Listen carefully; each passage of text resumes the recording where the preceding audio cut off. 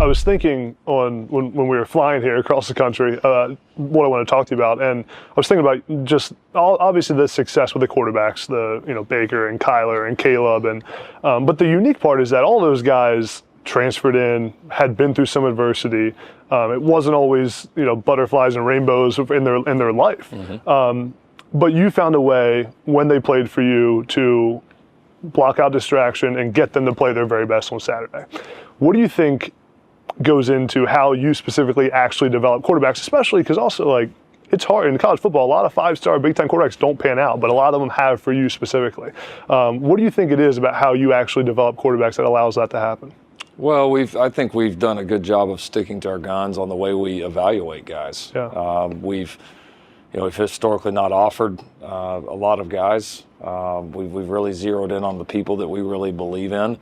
And we have not cast a very wide net, and I think we've stayed true to that. And it's been challenging at some point because there's a lot of really good players and a lot of really good quarterbacks out there. And so I think that would be number one. We've kind of got our internal list of priorities that we stick to, that we very much believe in.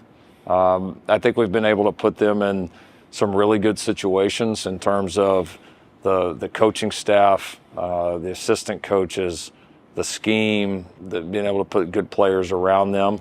And then I think we've been able to adapt. Each of those guys that you mentioned had different strengths, had different weaknesses. And, I think part of developing is helping players really improve on their weaknesses, but also competitively on Saturdays for us, are you putting them in a position to do what they do best and building it to them? Or are you saying, no, this is what we're going to do, and I need you to be able to do this? And we've been a little bit more of the first. And and I think there's been a consistency with that our guys have appreciated through the years. So, but it all starts with having the right guys in the room. I mean, that's there's a lot of people that could have coached those guys and coached them really well and done a great job with them too. So I first to admit that. Yeah. Great point about it all starts with evaluation. What is, say you're about to watch a high school quarterback and decide, are we interested or are we going to offer this kid? What are the things that you are looking for on film right away? Real quick, guys, I have a free $100 deposit bonus for you from PrizePicks with my code AdamB or the link in my bio. PrizePicks is the best way to fire on sports because you pick players instead of teams. It's the most fun, and if you know how players are going to perform, you can make up to 10x your money.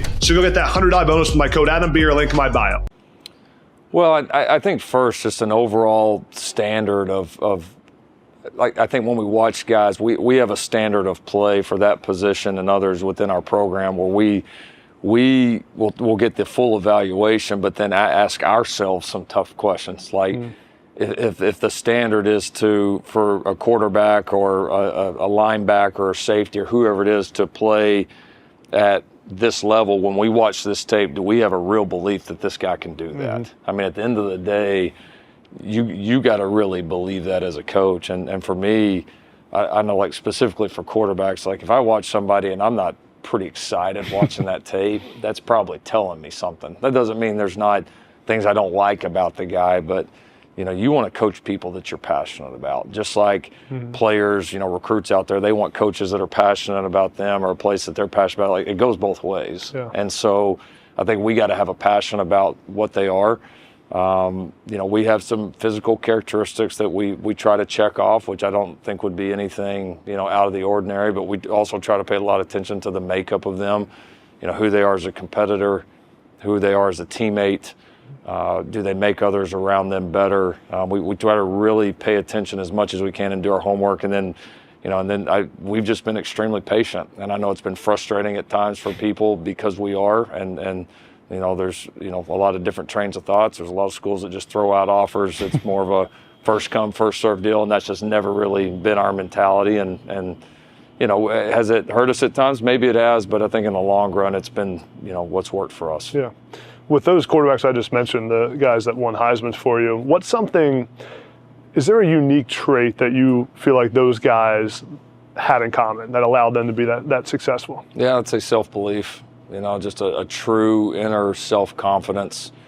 They all came into situations and where it's not like anything was handed to any of these guys. I mean, every one of those guys had to come in and earn a job. And some of them, actually crossed over enough where one of the other guys was in the room, or there was already a really good player in the room, or somebody that had played, and they had to be willing to come in and compete, but they believed in themselves enough. It wasn't necessarily about what else is in the room. It was, I believe in my skill set, my work ethic, myself, and I believe in the situation that they have in terms of the offense or the development. And if you combine those two things, the competition will take care of itself. And that they all felt that. And that was important to me. I've always, when I've gotten around a player at any position that you feel like is overly concerned about what else is in the room, is that a good precursor, right, for looking ahead and saying, all right, this guy's going to be willing to come and compete, like, no matter what happens. In a place like USC, there's going to be other good players in the room. Like, that's part of it. You want to play at a place like this, like, that's part of it. And you either embrace that or you shy away from that, and I feel like that's always very telling. Yeah.